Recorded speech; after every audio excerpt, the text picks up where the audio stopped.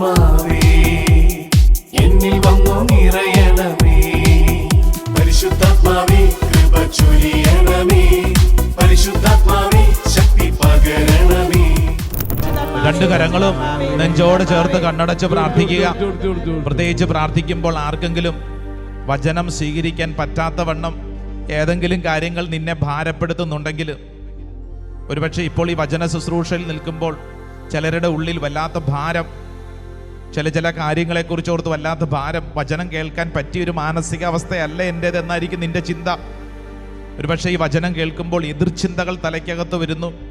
നമ്മൾ കണ്ട ഏതെങ്കിലും കാര്യങ്ങൾ, കേട്ട ഏതെങ്കിലും കാര്യങ്ങൾ നമ്മുടെ തലയ്ക്കകത്ത് നമ്മളെ ഭാരപ്പെടുത്തുന്നു.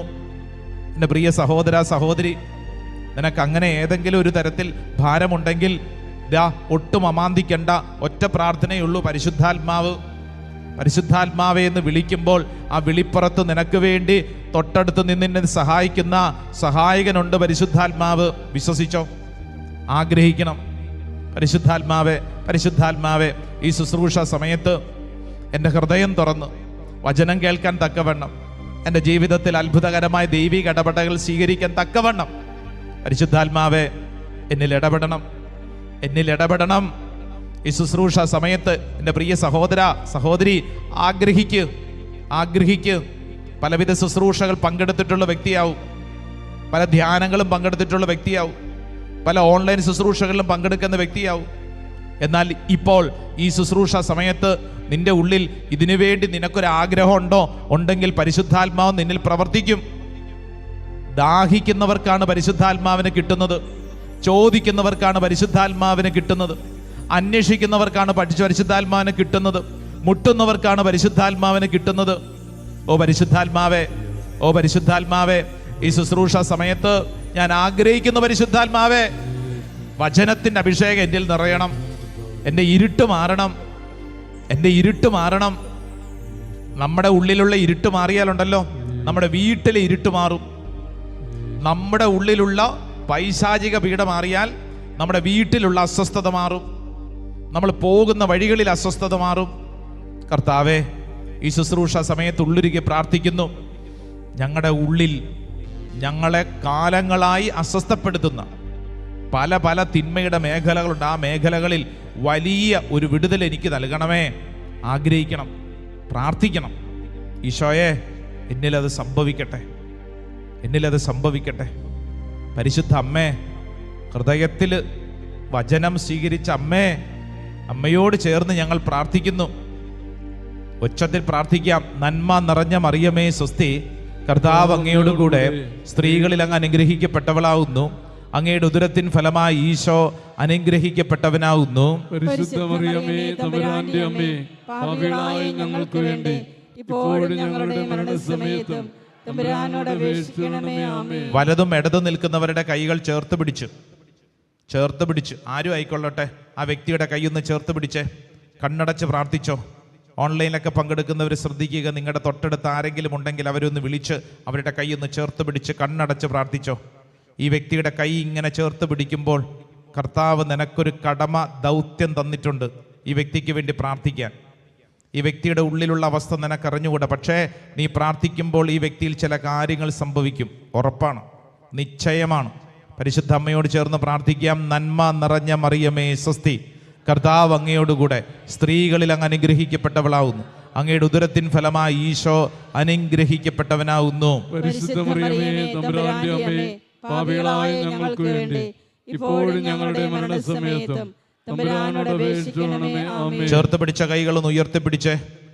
ഏത് മതവിഭാഗത്തിൽപ്പെട്ട വ്യക്തിയാണെങ്കിലും, ഏത് മാനസിക അവസ്ഥയിലുള്ള വ്യക്തിയാണെങ്കിലും, കർത്താവേ, ശക്തമായ അഭിഷേകത്തോടെ രോഗസൗഖ്യത്തോടുകൂടെ വിടുതലോടുകൂടെ പോകാൻ തക്കവണ്ണം ആ വ്യക്തിയിൽ അങ്ങ് ഇടപെടണമേ. ഈ അന്തരീക്ഷത്തിൻ്റെ മേൽ കർത്താവെ അങ്ങ് ഇടപെടണമേ. ഇന്നോളം ഇവിടെ നിന്ന് ഉയരുന്ന പ്രാർത്ഥനകൾ ഞങ്ങൾക്കിന്ന് അനുഗ്രഹമായിട്ട് മാറട്ടെ. നന്മ നിറഞ്ഞ മറിയമേ സ്വസ്തി, കർത്താവ് അങ്ങയോടുകൂടെ സ്ത്രീകളിൽ അങ്ങ് അനുഗ്രഹിക്കപ്പെട്ടവളാകുന്നു. അങ്ങയുടെ ഉദരത്തിൻ ഫലമായ ഈശോ അനുഗ്രഹിക്കപ്പെട്ടവനാകുന്നു. പരിശുദ്ധ മറിയമേ, തമ്പുരാന്റെ അമ്മേ, പാപികളായ ഞങ്ങൾക്ക് വേണ്ടി ഇപ്പോഴും ഞങ്ങളുടെ മരണസമയത്തും തമ്പുരാനോട് അപേക്ഷിച്ചുകൊള്ളണമേ. ആമേൻ. കൈകൾ കൂപ്പി ഈശോ മിശിഹായുടെ വാഗ്ദാനങ്ങൾക്ക് ഞങ്ങൾ യോഗ്യരാകുവാൻ സർവേശ്വരന്റെ പരിശുദ്ധ മാതാവേ, ഞങ്ങൾക്ക് വേണ്ടി അപേക്ഷിക്കണമേ. കണ്ണു തുറന്ന് കരങ്ങൾ കൂപ്പി നല്ല ഉച്ചത്തിൽ ഈശോയ്ക്ക് ഒരു സ്തുതി കൊടുത്തേ. ഈശോമിശിഹായ്ക്ക് സ്തുതിയായിരിക്കട്ടെ. ഈശോ തൻ്റെ ജീവിതത്തിൽ ഉടനീളം പഠിപ്പിച്ചതും ഇതുതന്നെ. ഈശോയുടെ പരസ്യ ജീവിതത്തിന് ഇറങ്ങിയപ്പോൾ ഈശോ ആദ്യമായിട്ട് പറഞ്ഞ കാര്യം മർക്കോസ് വിശേഷം 1:15 അറിയാവുന്നൊരു പറ. മർക്കോസ് 1:15 ഈശോ വാ തുറന്നിട്ട് ആദ്യം പറഞ്ഞ കാര്യം എന്തുവാ? ഈശോ ഒരു കാര്യമാണ് ആദ്യം പറഞ്ഞത്. ഏതാ? മർക്കോസ് 1:15 വായിച്ചേ. മർക്കോസ് 1:15 വായിച്ചേ. സമയം പൂർത്തിയായി, ദൈവരാജ്യം സമീപിച്ചിരിക്കുന്നു, അനുദപിച്ച് സുവിശേഷത്തിൽ വിശ്വസിക്കുക, അനുദപിച്ച് സുവിശേഷത്തിൽ വിശ്വസിക്കുക. ശ്രദ്ധ പറഞ്ഞ ഹല്ലേലൂയാ, ഹല്ലേലൂയാ. അപ്പോൾ ചെയ്യേണ്ട കാര്യം നിന്റെ ഉള്ളിൽ മാറ്റം വരണം, മാനസാന്തരം, മനസ്സിനന്തരം, മനസ്സിൽ മാറ്റം ഉണ്ടാവണം. ഇതൊറ്റ ദിവസം സംഭവിച്ചാൽ മതിയോ? മതിയോ ചേട്ടാ? പോരാ, എല്ലാ ദിവസവും സംഭവിക്കണം. ചിലരുടെ ഒരു ചിന്തയുണ്ട്, ഞാൻ 1994 ഞാൻ അന്ന് കള്ളുകൂടി നിർത്തി, അന്ന് ഞാൻ മാനസാന്തരപ്പെട്ടു, ഞാൻ അന്ന് പ്രൈസ് ദി ലോർഡായി. പോരെന്ന്. എല്ലാ ദിവസവും മാറ്റം വരണം, എല്ലാ ദിവസവും മാറ്റം വരണം. ഒരു ദിവസം മദ്യപാനം നിർത്തുന്നതിനെ കുറിച്ച് മാത്രമല്ല, ഒരു ദിവസം നിന്റെ തെറ്റായ ഒരു ജീവിതശൈലി മാറ്റുന്നതിനെ കുറിച്ചല്ല, മറിച്ച് ഓരോ ദിവസവും നമ്മൾ റിന്യൂ ചെയ്തുകൊണ്ടിരിക്കണം. നമ്മൾ വളരുകയാണ്, നമ്മൾ വളർന്നുകൊണ്ടിരിക്കുകയാണ്. നിങ്ങളുടെ പ്രായം എത്രയാ? ഇതൊക്കെ പബ്ലിക്കായിട്ട് ചോദിക്കാവോ അച്ഛാ? വെറുതെ ചോദിച്ചതാ, മനസ്സിലെങ്കിലും ഓർക്കൂ.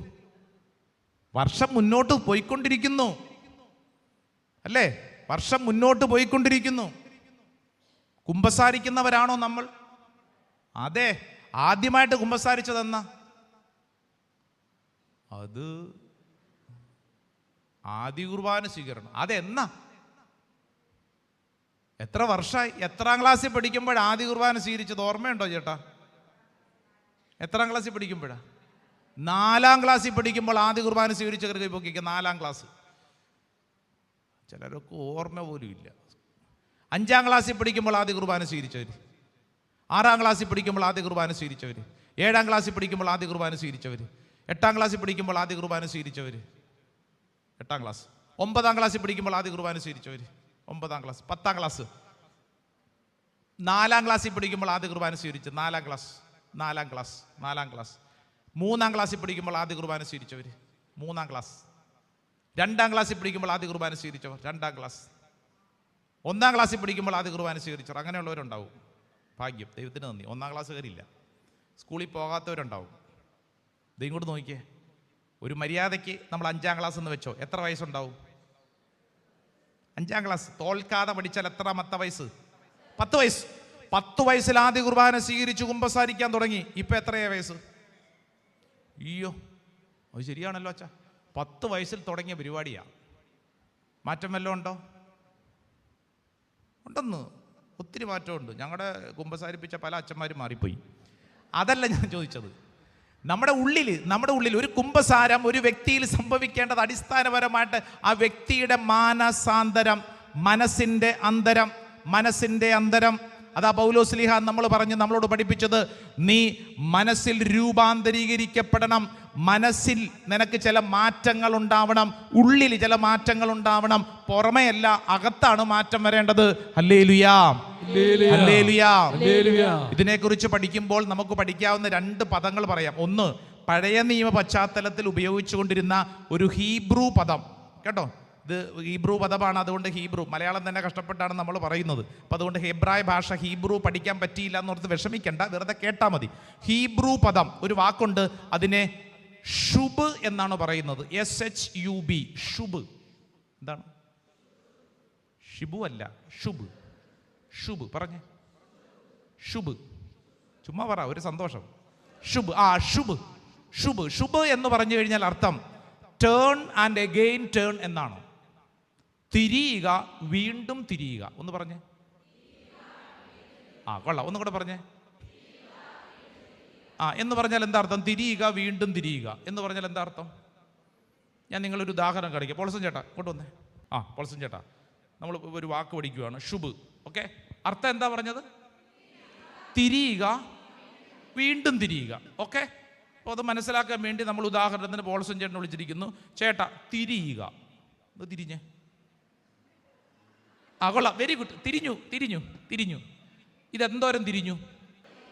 പകുതി. അതിന് മര്യാദയ്ക്കെന്ന് പറഞ്ഞേ, സ്കൂളിലൊക്കെ പോയി പഠിച്ചിട്ടുള്ളവരെന്ന് പറഞ്ഞ്. ഹാഫ്. അത് ഞങ്ങൾക്ക് മനസ്സിലായി. പകുതി എന്നുള്ളതിൻ്റെ ഇംഗ്ലീഷാണ് ഹാഫ്. ഒരു ഡിഗ്രി വൈസ് പറഞ്ഞേ. ഇത്രയും തിരിഞ്ഞു. ഇനി ചേട്ടാ ഒന്നും കൂടെ തിരിഞ്ഞേ. തിരിഞ്ഞിങ്ങോട്ട് പോര്. ഇപ്പം എത്ര തിരിഞ്ഞു? 360. 360 ഡിഗ്രി. 360 ഡിഗ്രി തിരിഞ്ഞു. ഓക്കെ, എത്ര ഡിഗ്രി? 360 ഡിഗ്രി. അതാണ് മൊത്തത്തിലുള്ളത് കേട്ടോ. മൊത്തത്തിലുള്ളതാണ് 360 ഡിഗ്രി. ചേട്ടനോട് നമ്മൾ ആദ്യം പറഞ്ഞത് ചേട്ടാ തിരിയുക. പോൾസൺ ചേട്ടാ തിരിഞ്ഞേ. ഇപ്പം എത്ര തിരിഞ്ഞു? 180. 180 തിരിഞ്ഞു കേട്ടോ. വീണ്ടും തിരിയുക. ഇപ്പം എത്ര തിരിഞ്ഞു? 360. ഓക്കെ, അപ്പോൾ വാക്ക് ഏതാണ്? ഹീബ്രു പദം ഷുബ്. ചേച്ചി ഷുബു അല്ലെന്ന്, ഷുബ്. ഈ ചേച്ചീനെ കൊണ്ട് തോറ്റു. മകൻ്റെ പേര് ഷുബു എന്നാണോ? ഷുബ് കേട്ടോ. അപ്പോൾ ഷുബ് എന്ന വാക്കിൻ്റെ അർത്ഥം തിരിയുക, വീണ്ടും തിരിയുക കേട്ടോ. അപ്പോൾ ഇപ്പം നിങ്ങൾ ശ്രദ്ധിച്ചോളൂ.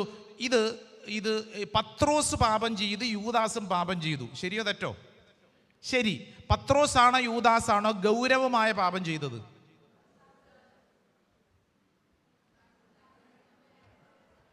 ആലോചിക്കൂ. പത്രോസാണോ യൂദാസാണോ ഗൗരവമായ പാപം ചെയ്തത്? പാപം തന്നെയാണ്, എങ്കിലും ഒരു ഇച്ചിരിയുടെ ഗ്രേഡ് കൂടിയ സാധനം. പറ, പത്രോസാണോ യൂദാസാണോ ചെയ്തത്? യൂദാസ്. പത്രോസ് പാപം ചെയ്തു, ഗൗരവമായ പാപം, യൂദാസിനേക്കാൾ എന്നുള്ള ചിന്തയുള്ളവർ കൈപൊക്കൂ. കുറച്ച് പേര് കൈതാത്തു. യൂദാസ് ആണ് പത്രോസിനേക്കാൾ ഗൗരവമായ പാപം ചെയ്തത്. ഗൗരവമുള്ളവർ കൈപൊക്കൂ. കുറേ പേരുണ്ട് കണ്ടോ. പത്രോസ് പാപം ചെയ്താൽ എന്ത്, യൂദാസ് പാപം ചെയ്താൽ എനിക്കെന്ത്? കൈ പൊക്കാത്ത കുറേ എണ്ണങ്ങളെ കണ്ടില്ലേ? ഇവർക്ക് ഇതൊന്നും ഒരു വിഷയമല്ല. പത്രോസ് പാപം ചെയ്ത് ഞാൻ എന്നാ വേണം, യൂദാസ് പാപം ചെയ്ത് എനിക്ക് എന്നാ വേണം, അല്ലേ? ഇതൊരു കാര്യം പഠിക്കാനാണ്. ഇങ്ങോട്ട് നോക്കിയേ. പത്രോസ് പാപം ചെയ്ത് യൂദാസ് പാപം ചെയ്ത്. ശ്രദ്ധിക്കേണ്ട ഒരു കാര്യം, പത്രോസിൽ നിന്ന് നമ്മളത് പ്രതീക്ഷിക്കുന്നില്ല. കാരണം എന്താ? പത്രോസിനോട് കൃത്യമായിട്ട് ഈശോ പറഞ്ഞതാ, എടാ ഈ രാത്രി നീ ശ്രദ്ധിക്കണം. യൂദാസിനും വാണിംഗ് കിട്ടിയിട്ടുണ്ട്, പക്ഷെ അതിനേക്കാൾ ഉപരിയാണ് പത്രോസ്. 3 പ്രാവശ്യം പത്രോസ് തള്ളിപ്പറഞ്ഞു. 3 പ്രാവശ്യം തള്ളിപ്പറഞ്ഞു. ഒരു മര്യാദ വേണ്ടേ? ഒരു മര്യാദ വേണ്ടേ? ഇപ്പോൾ ഒരു പ്രാവശ്യമാണെങ്കിൽ തെറ്റുപറ്റി, എന്നാൽ പിന്നെ ആ പെണ്ണിൻ്റെ അടുക്കൽ ചെന്ന് സോറി കേട്ടോ, ഞാൻ അതറിയാതെ പറഞ്ഞതാന്നൊക്കെ പറഞ്ഞു തിരിയാ. പക്ഷേ 3 പ്രാവശ്യം അതിനേക്കാൾ ഉപരിയായിട്ട് ഈ പത്രോസ് ശിഷ്യന്മാരുടെ ലീഡറല്ലേ? ലീഡർ പാപം ചെയ്യുന്നതും ശിഷ്യൻ പാപം ചെയ്യുന്നതും വ്യത്യാസമുണ്ടോ? ഇല്ലേ? ഇപ്പം ഞാനൊരു പാപം ചെയ്യുന്നു, സെയിം പാപം പോൾസൺ ചേട്ടൻ ചെയ്യുന്നു. ഓക്കെ, നിങ്ങൾ ആരെ കുറ്റപ്പെടുത്തും? അച്ഛനെ കുറ്റപ്പെടുത്തും. അത് നന്നായിട്ട് അറിയാമല്ലോ. അല്ല, ഇയാൾ പാപം ചെയ്ത് പാപം അല്ലേ? പിന്നെ എന്താ എനിക്കെന്താ ഇത്രമാത്രം പാപത്തിൻ്റെ ഗൗരവം കൂടാൻ കാരണം? അച്ഛനിൽ നിന്ന് ഞങ്ങളത് പ്രതീക്ഷിച്ചില്ല. പാവം പോൾസൺ ചേട്ടൻ പൊക്കോട്ടെ, അത് കല്യാണം കഴിച്ച് കുടുംബം അച്ഛനല്ലേ, അച്ഛനിൽ നിന്ന് ഞങ്ങളത് പ്രതീക്ഷിച്ചില്ല, അല്ലേ? ഇപ്പം ഞാൻ ചെയ്ത ഒരു പാപം, അതേ പാപം തന്നെ ബിഷപ്പ് പാപം ചെയ്തു, അതേ പാപം. ആരെ കുറ്റപ്പെടുത്തും? ബിഷപ്പിനെ. കാരണം എന്താ? ബിഷപ്പല്ലേ. ബിഷപ്പിൽ നിന്ന് നമ്മളത് പ്രതീക്ഷിക്കുന്നില്ല. ബിഷപ്പല്ലേ. അച്ഛൻ പിന്നെ മനസ്സിലാക്കാം. ബിഷപ്പിൽ എന്ന് പറഞ്ഞു കഴിഞ്ഞാൽ സ്ഥാനം കൂടുന്നതനുസരിച്ച് ഗൗരവം കൂടും. അപ്പൊ പത്രോസിൽ നിന്ന് നമ്മളത് പ്രതീക്ഷിക്കുന്നില്ലെന്ന്. പത്രോസ് അത് പാടില്ല. യൂദാസ് പാപം ചെയ്ത്, പത്രോസ് പാപം ചെയ്ത്. ഇനി എൻ്റെ ചോദ്യം, യൂദാസിന് എന്തെങ്കിലും മാനസാന്തരം ഉണ്ടായോ? എന്തെങ്കിലും മാറ്റം ഉണ്ടായോ? ഇല്ലേ? ഉണ്ടായി ചേട്ടാ. ഈ യൂദാസിന് മനസ്സിലായി ഞാൻ പാപം ചെയ്തു. യൂദാസിന് മനസ്സിലായി. ഇപ്പൊ ഇത് യൂദാസാന്ന് വിചാരിക്കുക. പോൾസൺ വിചാരിച്ചാൽ മതി. ആ ചേച്ചിയുടെ നോട്ടം വിചാരിച്ചാൽ മതി. ഇത് യൂദാസ് ആണെന്ന് വിചാരിക്കുക. യൂദാസ് മനസ്സിലായി ഞാൻ തെറ്റ് ചെയ്തു. യൂദാസ് തിരിഞ്ഞേ. യൂദാസിന് മനസ്സിലായി, ഞാൻ എൻ്റെ ഗുരുവിനെ ഒറ്റിക്കൊടുത്തു. യൂദാസ് എന്ത് ചെയ്തു? അതിനുശേഷം യൂദാസിന് മനസ്സിലായി ഞാൻ തെറ്റ് ചെയ്തു. യൂദാസ് എന്ത് ചെയ്തു? യൂദാസ് തന്നോട് തന്നെ ചിന്തിച്ചപ്പോൾ മനസ്സിലായി, ഇനി ഞാൻ ജീവിച്ചിരിക്കാൻ യോഗ്യനല്ല. അയാൾ പോയി വന്ന വഴിക്ക് പോയി കെട്ടിത്തൂങ്ങി ചത്തു. ഇനി പത്രോസ് കണ്ട, നല്ല താടിയുള്ള പത്രോസ് നിങ്ങൾ ചിന്തിച്ച പത്രോസിന് മനസ്സിലായി പാപം ചെയ്തു. പത്രോസ് തിരിഞ്ഞു. പത്രോസിന് മനസ്സിലായി ഞാൻ പാപം ചെയ്തു. അതിനുശേഷം എന്ത് ചെയ്തു? പത്രോസ് ആരുടെ മുഖത്തേക്ക് നോക്കി? ഈശോയുടെ മുഖത്തേക്ക് നോക്കി. പത്രോസ് അവനോട് തന്നെയല്ല, പത്രോസ് ഈശോയുടെ മുഖത്തേക്ക് നോക്കി പൊട്ടിക്കരഞ്ഞു. വീണ്ടും തിരിയുക. ആഹാ, ഇപ്പൊ എത്ര തിരിഞ്ഞു? 360 ഡിഗ്രി. ഇതാണ് നമ്മൾ പഠിച്ച വാക്ക്. ഏതാ വാക്ക്? ശുഭ്. തിരിയുക, വീണ്ടും തിരിയണം, വീണ്ടും തിരിയണം. നമ്മൾ കുമ്പസാരത്തിൽ തിരിയും. എന്തോരം തിരിയും? 150 പോലും ഇല്ല ചേച്ചി, 90 ഒക്കെ ഉള്ളൂ അല്ലേ? ഇപ്പോൾ ഉദാഹരണത്തിന് ഇപ്പോൾ ഇവിടെ ഇരിക്കുന്ന ഒരു ചേട്ടൻ വീട്ടിൽ വഴക്കുണ്ടാക്കിയിട്ട് വന്നിട്ട് ഇവിടെ പ്രാർത്ഥിക്കുമെന്ന് കുമ്പസാരിക്കുകയാണ്. ഇത് മോശമായിപ്പോയി, വേണ്ട, അവളോട് അത്രയും തെറിയെന്നും പറയും. ഉദാഹരണം, നല്ല മനുഷ്യനാണ്. അപ്പോൾ ഇദ്ദേഹം പറയുകയാണ്, ഞാൻ ഭാര്യയോട് അങ്ങനെ കുറേയൊക്കെ ചീത്തയൊക്കെ പറഞ്ഞ് അങ്ങനെ പ്രശ്നത്തിലായിപ്പോയി എന്ന് പറഞ്ഞിട്ട് ഇന്ന് പോയി കുമ്പസാരിച്ചു. തിരിഞ്ഞു കേട്ടോ, അല്ലെങ്കിൽ ഇച്ചിരി തിരിഞ്ഞോ? തിരിഞ്ഞ് ഇദ്ദേഹത്തിൻ്റെ ഉള്ളിൽ മനസ്സിലായി, അയ്യോ തെറ്റ് ചെയ്തു. ഇനി എന്ത് ചെയ്യണം? പറ. ഇതെല്ലാം നമ്മൾ എല്ലാ ദിവസവും ചെയ്യുന്നത്. നമുക്കുണ്ടാവുന്ന മാനസാന്തരം എന്ന് പറഞ്ഞു കഴിഞ്ഞാൽ 90 180 ഒക്കെ ഉണ്ട്. തിരിഞ്ഞു. എന്നിട്ട് അത് കഴിഞ്ഞിട്ട് എന്താ? ഇദ്ദേഹത്തിന് മനസ്സിലായി, എൻ്റെ ഭാര്യയോട് ഞാൻ അങ്ങനെ ചീത്ത പറഞ്ഞ് ശരിയായില്ല, അയ്യോ കർത്താവേ എന്നോട് പൊറുക്കണമേ. തിരിഞ്ഞു. ഇനി എന്ത് വേണം? ഇന്ന് തിരിച്ചു പോകുമ്പോൾ എന്ത് വേണം? വീട്ടിൽ ചെന്നിട്ട് പറയാൻ പറ്റാതിരുന്ന ബാക്കി തെറിയും കൂടെ പറയണം. ആണോ? അല്ലെന്ന്. പിന്നെ എന്ത് ചെയ്യണം? എത്രത്തോളം ഭാര്യയെ വിഷമിപ്പിച്ചോ അത്രത്തോളം അതിൻ്റെ 10 ഇരട്ടിയിൽ ഭാര്യയെ, ഈശോയെ സ്നേഹിക്കാൻ തീരുമാനമെടുക്കണം. അതാണ് പ്രധാനപ്പെട്ട കാര്യം. ഇപ്പോൾ ഉദാഹരണത്തിന് ഇതൊരു മദ്യപാനിയാണെന്ന് വിചാരിക്കുക കേട്ടോ. മദ്യപാനി ഉദാഹരണം. ചേച്ചി അങ്ങനെ നോക്കല്ലേ, ഇതൊരു മദ്യപാനി. ഉദാഹരണം. മദ്യപാനിയെ ചേട്ടൻ ഇവിടെ വന്ന് കുമ്പസാരിച്ചു, എൻ്റെ കർത്താവേ ഞാൻ തെറ്റ് ചെയ്തു. തിരിയൂ, മാനസാന്തരം. തിരിഞ്ഞു. ഇനി എന്ത് ചെയ്യണം? പറ. മദ്യപാനി മാനസാന്തരപ്പെട്ടു, കർത്താവേ തെറ്റ് ചെയ്തു, ക്ഷമിക്കണം. ഇനി എന്ത് ചെയ്യണം? മദ്യപിക്കാതിരിക്കുക എന്നുള്ളത് മാത്രമല്ല അതിൻ്റെ ഉത്തരം. അതിവിടെ വെച്ച് അതല്ല ഉത്തരം. മറിച്ച് എത്രത്തോളം ജീവിതത്തിൽ മദ്യം അത്തരത്തിലുള്ള കാര്യങ്ങൾക്ക് വേണ്ടി സമയം മാറ്റിവെച്ചിട്ടുണ്ടോ അത്രത്തോളം അതിൻ്റെ 10 ഇരട്ടിയിൽ ദൈവത്തെ സ്നേഹിക്കാനുള്ള തീരുമാനം, ദൈവകാര്യങ്ങളിൽ ഇടപെടാനുള്ള തീരുമാനം, ഇത് പ്രധാനപ്പെട്ടതാണ്. ഹല്ലേലൂയാ, ഹല്ലേലൂയാ, ഹല്ലേലൂയാ. മൊബൈൽ ഫോൺ, ഇവിടെ ഇരിക്കുന്ന ഒട്ടുമുക്കാലും പേർക്കുള്ളൊരു കുഴപ്പമാണ് മൊബൈൽ ഫോണിൽ അയ്യോ ഇല്ല, ഇനി അനാവശ്യമായിട്ട് ഇത്ര സമയമൊന്നും കളയത്തില്ല, തീരുമാനം എടുത്ത് ഇന്ന് വന്ന് കുമ്പസാരിച്ചു. ചേട്ടാ അവസാനത്തെ തിരിച്ചലാണ്, ഇനി തിരിക്കേണ്ടി വരികയല്ല. കുമ്പസാരിച്ചു, കർത്താവേ ഇനി ഞാൻ ഈ മൊബൈൽ ഫോണിൽ ഇങ്ങനെ അശ്ലീല കാണത്തില്ല, ഈശോയെ ക്ഷമിക്കണം. ഇനി എന്ത് ചെയ്യണം? ആ മൊബൈൽ വാഴയുടെ ചുവട്ടിലിട്ട് മൂടണം. ആണോ? നടക്കുന്ന കാര്യം പറ. ഇതൊന്നും അങ്ങനെ ചെയ്യത്തില്ല നിങ്ങൾ. എന്ത് ചെയ്യണം? ഇനി ചെയ്യേണ്ട കാര്യം, മൊബൈൽ ഫോൺ ഉപയോഗിക്കാൻ വേണ്ടി നമ്മൾ മാറ്റിവെക്കുന്ന സമയമൊക്കെ എന്ത് ചെയ്യണം? നല്ല കാര്യങ്ങൾക്ക്, ദൈവവചനം വായിക്കാൻ, ദൈവകാര്യങ്ങൾക്ക് വേണ്ടി നമ്മൾ നമ്മുടെ സമയം, എനർജി മാറ്റിവെക്കണം. തിരിയണം, വീണ്ടും തിരിയണം. അതാണ് മാനസാന്തരം. നമുക്കൊക്കെ മാനസാന്തരം വരുന്നത് അങ്ങനെ ഇച്ചിരി മാറ്റം, 90%, 180 പോരാ, 360 ഡിഗ്രി. അതാണ് ഏത് വാക്ക് ചേച്ചി? ഷിബു അല്ലെന്ന്, ശുഭ്. ശുഭ് കേട്ടോ. ശുഭ് എന്ന വാക്കിന്റെ അർത്ഥം എന്താ? തിരിയുക, വീണ്ടും തിരിയുക. ചേട്ടാ ഒത്തിരി തിരിഞ്ഞ്, നല്ലൊരു കയ്യടി കൊടുത്തേ. താങ്ക് യു കേട്ടോ. അവിടെ പോയിരുന്നു. ഹല്ലേലൂയാ. അപ്പൊ ഓർക്കേണ്ട കാര്യം എന്താ? ഇതൊരു മാനസാന്തരം എന്ന് പറഞ്ഞു കഴിഞ്ഞാൽ നമ്മുടെ ഉള്ളിൽ ഉണ്ടാവേണ്ട കാര്യമാണ്. പഴയ നിയമത്തിൽ ശുഭ് എന്ന വാക്കാണ് ഉപയോഗിച്ചതെങ്കിൽ പുതിയ നിയമത്തിലേക്ക് എത്തുമ്പോൾ മറ്റൊരു ഗ്രീക്ക് വേർഡ് ഉപയോഗിക്കും. ആ വേർഡാണ് മെറ്റനോയ്യ. എന്ന് പറഞ്ഞു നോക്കിയേ. മെറ്റ എന്നൊക്കെ ഇപ്പോൾ പലർക്കും അറിയാം. ഏതാ മെറ്റ? ഇപ്പോൾ മൊബൈലിലൊക്കെ മെറ്റ എന്നൊക്കെ കാണുന്നില്ലേ? മെറ്റ എന്നൊക്കെ കാണും അല്ലേ? മെറ്റനോയ്യ റിന്യൂ എന്ന് പറഞ്ഞു കഴിഞ്ഞാൽ മനസ്സിന്റെ രൂപാന്തരീകരണം. അതാണ് റോമ 12:2 വായിച്ചത്. ഒന്നും കൂടെ വായിച്ചേ. റോമ 12:2. ഒന്ന് ഉച്ചത്തിൽ വായിച്ചേ. റോമ 12:2. റോമ 12:2 കിട്ടിയില്ലേ? ഈ ലോകത്തിന് അനുരൂപരാകരുത്, പ്രത്യുത നിങ്ങളുടെ മനസ്സിന്റെ നവീകരണം വഴി രൂപാന്തരപ്പെടുവിൻ. മനസ്സിന്റെ നവീകരണം, അതാണ് മെറ്റനോയ്യ, മനസ്സിന്റെ നവീകരണം. Price the Lord.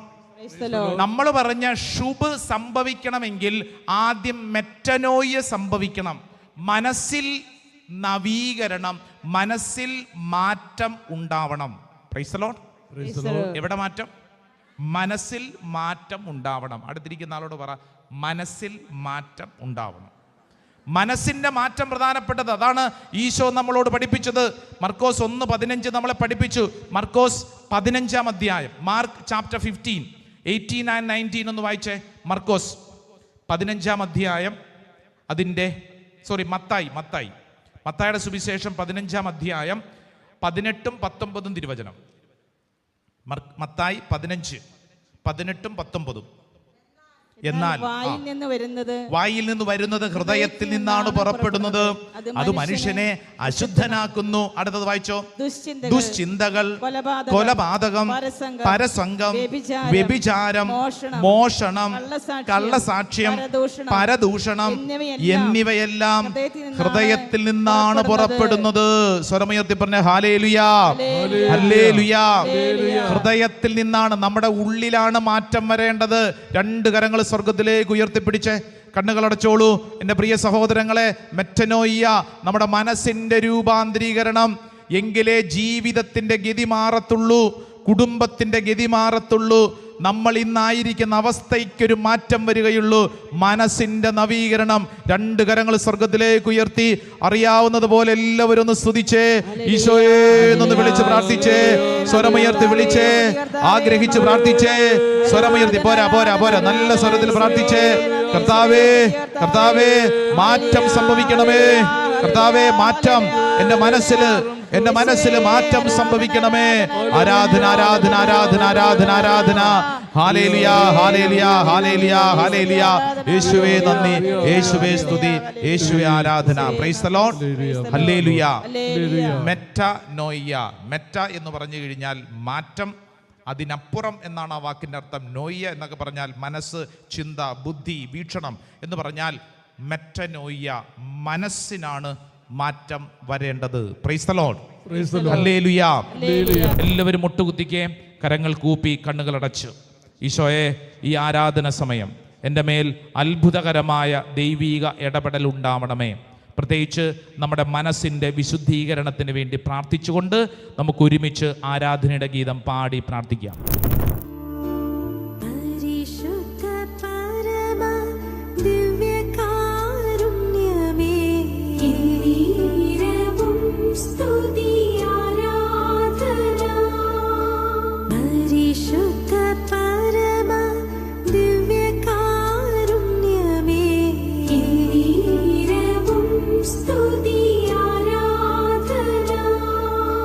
കരങ്ങൾ കൂപ്പി, കണ്ണുകളടച്ച്, എൻ്റെ പ്രിയപ്പെട്ട ദൈവജനമേ, നീ വിശ്വസിക്കൂ, നിന്റെ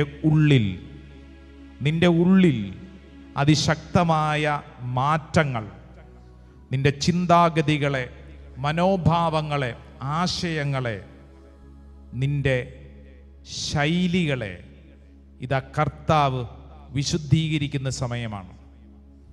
നീ എന്താണ് നിന്നോട് തന്നെ ചിന്തിക്കുന്നത്? ഒരുപക്ഷെ നീ ചിന്തിക്കുന്നുണ്ടോ, നിന്റെ ജീവിതം അവസാനിച്ചു, ഞാനൊരു പരാജയമാണ്, എൻ്റെ ജീവിതത്തിൽ ഞാൻ ചെയ്യുന്നതെല്ലാം തെറ്റിപ്പോകുന്നു, എൻ്റെ വിവാഹ ജീവിതം ഒരു അബദ്ധമാണ് എന്നിങ്ങനെ ഏതെങ്കിലും തരത്തിലുള്ള നിഷേധാത്മകമായ നെഗറ്റീവ് ചിന്ത നിന്റെ ഉള്ളിലുണ്ടെങ്കിൽ ഇതാ ഈശോ നിന്നോട് പറയുന്നു, മകനെ, മകളെ, നിന്റെ ചിന്തകളെ നീ വിശുദ്ധീകരിക്കണം. ഒരുപക്ഷെ നീ വിചാരിക്കുന്ന പോലെ ഒന്നും അല്ലായിരിക്കും കാര്യങ്ങൾ നടക്കുന്നത്. വലിയ ഭാരമുണ്ടാവും. മക്കളെക്കുറിച്ച് വലിയ ഭാരപ്പെടുന്ന മാതാപിതാക്കൾ ഇവിടെ നിന്ന് പ്രാർത്ഥിക്കുന്നുണ്ട്. വല്ലാത്ത ഭാരം. ജീവിതം വിചാരിക്കുന്ന പോലെയൊന്നും അല്ലല്ലോ നീങ്ങുന്നത്. അതെ, ജീവിതം വിചാരിക്കുന്ന പോലെയൊന്നും അല്ല. നമ്മൾ ഓരോ ദിവസവും മാറ്റത്തിന് വിധേയരാണ്. ഇന്നലത്തെ വ്യക്തിയല്ല ഇന്ന്. ഓരോ ദിവസവും മാറ്റങ്ങൾ, ഓരോ രീതികളിൽ മാറ്റങ്ങൾ. എൻ്റെ കർത്താവേ, എനിക്ക് എന്നോട് തന്നെ സ്നേഹം, എനിക്ക് എന്നോട് തന്നെ വിലയുള്ള, എനിക്ക് എന്നോട് തന്നെ അഭിമാനിക്കാൻ തക്കവണ്ണം കർത്താവെ എന്നെ ബലപ്പെടുത്തണം. രണ്ട് കരങ്ങൾ ശിരസിൽ കമഴ്ത്തി വെച്ച് നീ ശുശ്രൂഷ സമയത്ത് നീ നിന്നോട് തന്നെ പറയണം, നീ വിലയുള്ള ആളാണ്, നീ അമൂല്യനാണ്, നീ ബഹുമാനിക്കപ്പെടുന്ന വ്യക്തിയാണ്. ഒരുപക്ഷെ നീ ചെയ്ത പല കാര്യങ്ങളും തെറ്റിപ്പോയിട്ടുണ്ടാവും, പരാജയപ്പെട്ടിട്ടുണ്ടാവും, പാപത്തിൽ വീണിട്ടുണ്ടാവും. പലപ്പോഴും വേണ്ടാന്ന് ചിന്തിച്ച കാര്യങ്ങൾ നീ വീണ്ടും ചെയ്തിട്ടുണ്ടാവും. ഒത്തിരി ബലഹീനതകൾ നിനക്കുണ്ടാകും. എന്നാൽ ഈ പരിശുദ്ധ അൾത്താര നിന്നോട് പറയുന്നു, മകനെ മകളെ, നീ ഇങ്ങനെ അബദ്ധത്തിൽ കിടന്നുരുളേണ്ട വ്യക്തിയല്ല, പരാജയത്തിൽ വീണ് ജീവിതം തകർക്കേണ്ട വ്യക്തിയല്ല. മറിച്ച് നിന്റെ ഉള്ളിൽ ഇതാ ശക്തമായി ദൈവത്തിൻ്റെ ആത്മാവ് പ്രവർത്തിക്കുകയാണ്. നിന്റെ ചിന്താഗതികളെ നീ മാറ്റിയാൽ നിന്റെ സ്വഭാവം വിശുദ്ധീകരിക്കപ്പെടും, മനസ്സിന്റെ രൂപാന്തരീകരണം സംഭവിക്കും. നീ നിന്നോട് തന്നെ പറയുക, ചിന്തിക്കുക, നീ നിന്നോട് തന്നെ ഏറ്റെടുക്കുക. യാക്കോബേ നിന്നെ സൃഷ്ടിക്കുകയും, യെശയ്യായുടെ പ്രവചനം 43:1, യാക്കോബേ നിന്നെ സൃഷ്ടിക്കുകയും ഇസ്രായേലിനെ നിന്നെ രൂപപ്പെടുത്തുകയും ചെയ്ത കർത്താവ് അരുളി ചെയ്യുന്നു, നീ ഭയപ്പെടേണ്ട, നിന്നെ ഞാൻ പേര് ചൊല്ലി വിളിച്ചിരിക്കുന്നു, നീ എന്റേതാണ്, നീ ഭയപ്പെടേണ്ട. നിന്നെ ഇന്ന് എന്താണ് ഭയപ്പെടുത്തുന്നത്? നിന്നെ എന്താണ് ആകുലപ്പെടുത്തുന്നത്? ആ വിഷയങ്ങൾ നീ വിശ്വസിക്കുക. സർവശക്തനായ ദൈവമുണ്ട് എൻ്റെ കൂടെ, എന്നെ സൃഷ്ടിച്ചൊരു ദൈവമുണ്ട്. ഇന്ന വീട്ടിൽ നിന്നെ ജനിപ്പിച്ച് ഇന്ന ജീവിത വഴികൾ നിന്നെ എത്തിച്ചൊരു ദൈവമുണ്ട്. ആ ദൈവത്തിൽ നീ ആശ്രയിച്ചോ. ദൈവം നിന്നിൽ ഇടപെടുകയാണ്. നീ ഒരു കാരണവശാലും ഒറ്റപ്പെട്ട വ്യക്തിയല്ല. ആരെങ്കിലും ഇപ്പോൾ ചിന്തിക്കുന്നു, ഞാൻ ഒറ്റയ്ക്കാണ്, എന്നെ ആരും സഹായിക്കാനില്ല, ഞാൻ പെട്ടുപോയി. എന്നാൽ അങ്ങനെയല്ല. ഈ അൾത്താര നിന്നോട് പറയുന്നു, നീ ഒറ്റയ്ക്കല്ല. നീ ഇന്ന് കടന്നു പോകുന്ന അവസ്ഥകൾ കർത്താവിനറിയാം. ഭയപ്പെടേണ്ട മകനെ മകളെ, ഞാൻ നിന്റെ ദൈവമല്ലേ. ഇതാ നിന്നോട് കർത്താവ് പറയാണ്. 2 കരങ്ങൾ ശിരസിൽ കമഴ്ത്തി വെച്ച് കണ്ണടച്ച് ഈ വരികൾ നീ നിന്നോട് തന്നെ പറയുക. ഭയപ്പെടേണ്ട മകനേ മകനേ, ആമേൻ, ഞാൻ നിന്റെ ദൈവമല്ലേ. കരയരുതേ, കരയരുതേ, ഇനി എൻ കൺമണി, ഞാൻ നിന്റെ കൂടെ. കുടുംബത്തിൽ ആരുടെയെങ്കിലും മരണം, നിന്റെ കുടുംബത്തിൽ ആരുടെയെങ്കിലും മരണം, പ്രിയപ്പെട്ട ആരുടെയെങ്കിലും മരണം, നിന്റെ ഉള്ളിൽ വല്ലാത്ത വിഷമം, ഭാരം, ഇനി എന്തിനാണ് ജീവിച്ചിരിക്കുന്നത് എന്നുപോലും നിനക്ക് ചിന്തയുണ്ടോ? ഉറക്കം കിട്ടാത്ത വണ്ണം ആലോചനകൾ ഭാരങ്ങൾ പെടുത്തുന്നുണ്ടോ? ഏതെങ്കിലും എതിർചിന്തകൾ നിന്നെ വിഷമിപ്പിക്കുന്നുണ്ടോ? ഇതാ നിന്നോട് കർത്താവ് പറയുന്നു, ഭയപ്പെടേണ്ട മകനെ മകളെ. ഭയപ്പെടേണ്ട മകനേ മകനേ, ഞാൻ നിന്റെ ദൈവമല്ലേ. കരയരുതേ, കരയരുതേ, ഇനി എൻ കൺമണി, ഞാൻ നിന്റെ കൂടെയില്ലേ. ജീവിതത്തില് ഈ നാളുകളിലുണ്ടായ ഏതെങ്കിലും സംഭവങ്ങൾ, അപ്രതീക്ഷിത സംഭവങ്ങൾ, ഒരുപക്ഷെ ഏതെങ്കിലും ശാരീരിക രോഗങ്ങളാവും. എനിക്കിങ്ങനെ രോഗം വന്നല്ലോ, എൻ്റെ ജീവിതം തീർന്നല്ലോ, ഇനി ആർക്കെന്നെ സഹായിക്കാൻ പറ്റും, എൻ്റെ അവസ്ഥയേക്കാൾ ആർക്ക് മനസ്സിലാവും എന്ന് വിഷമിക്കുന്നവരുണ്ടാവും. ഒരുപക്ഷെ കുടുംബത്തിലുണ്ടായ ഏതെങ്കിലും സംഭവങ്ങൾ, ജീവിത പങ്കാളിയോടുള്ള ഏതെങ്കിലും മനോഭാവങ്ങൾ വന്ന കാര്യം, മക്കളോട് ബന്ധപ്പെട്ടിട്ടുള്ള എന്തെങ്കിലും ഭാരങ്ങൾ, അപ്രതീക്ഷിതമായ ചില സംഭവങ്ങളുടെ മുമ്പിൽ നടുങ്ങിത്തിരിഞ്ഞത്, കർത്താവേ ഇനി എൻ്റെ കുടുംബം രക്ഷപ്പെടിയാലാന്ന് ചിന്തിക്കുന്നത്, അങ്ങനെ തുടങ്ങിയ എല്ലാ ചിന്തകളോടും എല്ലാ ഒറ്റപ്പെട്ട അനുഭവങ്ങളോടും ഇതാ ഈ പരിശുദ്ധ അൾത്താര പറയുന്നു, ഭയപ്പെടേണ്ട. ഭയപ്പെടേണ്ട മകനേ മകനേ, യേശുവേ, ഞാൻ നിന്റെ ദൈവമല്ലേ. കരയരുതേ, കരയരുതേ, ഇനി എൻ കൺമണി, ഞാൻ നിന്റെ കൂടെയില്ലേ. ഇന്നായിരിക്കുന്ന അവസ്ഥയിൽ എന്താണ് നിന്റെ ഉള്ളിലെ സങ്കടം? ഒരുപക്ഷെ നിന്നെ ആരെങ്കിലും ചതിച്ചതിൻ്റെ അനുഭവമാണോ? ഇപ്പോൾ ആരെയും വിശ്വസിക്കാൻ പറ്റുന്നില്ല. വിശ്വസിച്ച് ചില കാര്യങ്ങൾ ഏർപ്പെട്ട് പണം കൊടുത്തതാവാം, വിശ്വസിച്ച് ഇന്ന കാര്യത്തിൽ ഇൻവെസ്റ്റ്മെന്റ് നടത്തി, വിശ്വസിച്ച് ചില ആളുകളോടുള്ള ബന്ധം, ചില ആളുകളോട് വളരെ രഹസ്യമായിട്ട് പറഞ്ഞ ചില കാര്യങ്ങൾ പരസ്യമാക്കിയത്, അങ്ങനെ തുടങ്ങി അനേക ഭാരങ്ങൾ ചിലരുടെ ഉള്ളിലുണ്ടാവും. ഒരുപക്ഷെ നീ വിചാരിക്കാത്ത കാര്യത്തിന് നിന്നെക്കുറിച്ച് ഇല്ലാ കഥകൾ പറഞ്ഞ് നാട്ടിൽ നിന്നെക്കുറിച്ച് മോശം പറയുന്നുണ്ടാവും. കർത്താവേ, എൻ്റെ അവസ്ഥ ഇതാണ്. വീടിന് പുറത്തിറങ്ങാൻ പോലും പറ്റാത്ത വണ്ണം ചില കാര്യങ്ങൾ നാണം കെട്ടിരിക്കുന്നു. കർത്താവെ, അങ്ങ് ഇടപെടണമേ. കർത്താവെ, അങ്ങ് ഇടപെടണമേ. എൻ്റെ മനസ്സിൻ്റെ താളം തെറ്റിയിരിക്കുന്നു. ഒരുപക്ഷെ ഉറക്കമില്ലാത്ത അവസ്ഥയുണ്ടാവും. മറ്റുള്ളവരോടുള്ള വലിയ വെറുപ്പ് നിന്റെ ഉള്ളിൽ കിടപ്പുണ്ടാവും. എന്നാലും അവരെന്നോട് ഇങ്ങനെ ചെയ്തല്ലോ. എപ്പോഴും അവരെക്കുറിച്ച് ഓർത്തോർത്ത് വിഷമിച്ചുകൊണ്ടിരിക്കുന്നു. മറ്റുള്ളവരെക്കുറിച്ച് ഓർത്ത് വിഷമിച്ചുകൊണ്ടിരിക്കുന്നു. കർത്താവെ, ഈ ശുശ്രൂഷ സമയത്ത് പ്രാർത്ഥിക്കുന്നു, എൻ്റെ മനസ്സിനൊരു നവീകരണം വേണം. എൻ്റെ ചിന്തകൾക്കൊരു വിശുദ്ധീകരണം വേണം. കർത്താവ് നിന്നോട് പറയുന്നു, മകനെ, മകളെ, ഭയപ്പെടേണ്ട. ഭയപ്പെടേണ്ട മകനേ, മകളേ, ഞാൻ നിന്റെ ദൈവമല്ലേ. കരയരുതേ, കരയരുതേ, ഇനി എൻ കൺമണിയേ, ഞാൻ നിന്റെ കൂടെയില്ലേ. രണ്ട് കരങ്ങളും നെഞ്ചോട് ചേർത്ത് വെച്ച് കണ്ണുകളടച്ച് സ്തുതിച്ച് പ്രാർത്ഥിച്ചോ. കർത്താവിൻ്റെ അത്ഭുതകരമായിട്ടുള്ള കൃപ ഓരോ വ്യക്തികളുടെ മേലും വെളിപ്പെട്ടുകൊണ്ടിരിക്കുകയാണ്. രണ്ട് കരങ്ങളും നെഞ്ചോട് ചേർത്ത് വെച്ച് സ്തുതിച്ചോ. നിന്റെ ഹൃദയത്തിന്റെ ഭാരമറിയുന്ന കർത്താവ്, നിന്റെ കണ്ണുനീര് കാണുന്ന കർത്താവ്, നിന്റെ ഉള്ളറിയുന്ന കർത്താവ്, നിന്റെ മനോഭാവങ്ങൾ അറിയുന്ന കർത്താവ് നിന്നിൽ ഇടപെടുകയാണ്. സ്തുതിക്കട്ടെ, സ്തുതിക്കട്ടെ, സ്തുതിക്കട്ടെ, സ്തുതിക്കട്ടെ, സ്തുതിക്കട്ടെ, സ്തുതിക്കട്ടെ, സ്തുതിക്കട്ടെ, സ്തുതിക്കട്ടെ, സ്തുതിക്കട്ടെ, സ്തുതിക്കട്ടെ, സ്തുതിക്കട്ടെ. ആരാധന, ആരാധന, ആരാധന, ആരാധന. കർത്താവെ, സ്തുതിക്കുന്നു, സ്തുതിക്കുന്നു, സ്തുതിക്കുന്നു, സ്തുതിക്കുന്നു. ദൈവമേ, അങ്ങ് അത്ഭുത ശക്തി എൻ്റെ മേൽ വെളിപ്പെടണമേ. ഒരു പുതിയ അഭിഷേകം എൻ്റെ മേൽ വെളിപ്പെടണമേ. എല്ലാ കെട്ടുകളും കർത്താവ് അടിക്കണമേ. ദൈവിക ശക്തി എൻ്റെ മേൽ കർത്താവെ ചൊരിയണമേ. സ്തുതിക്കുന്ന കർത്താവേ, ഞാൻ എന്നെ തന്നെ സമർപ്പിച്ച് പ്രാർത്ഥിക്കുന്ന കർത്താവേ, ആരാധന, ആരാധന, ആരാധന, ആരാധന, ആരാധന, ആരാധന, ആരാധന, ആരാധന. വലിയ അഭിഷേകം, വലിയ അഭിഷേകം ഓരോ വ്യക്തിയുടെ മേലും വെളിപ്പെടട്ടെ, ഓരോ വ്യക്തിയുടെ മേലും വെളിപ്പെടട്ടെ. സ്തുതിച്ച് പ്രാർത്ഥിക്കുന്നു. ആരാധന, ആരാധന, ആരാധന, ആരാധന. യേശുവേ നന്ദി, യേശുവേ സ്തുതി, യേശുവേ ആരാധന, യേശുവേ ആരാധന. നെറ്റിയിൽ കുരിശടയാളം വരച്ച് നമ്മളെ തന്നെ അനുഗ്രഹിക്കുക.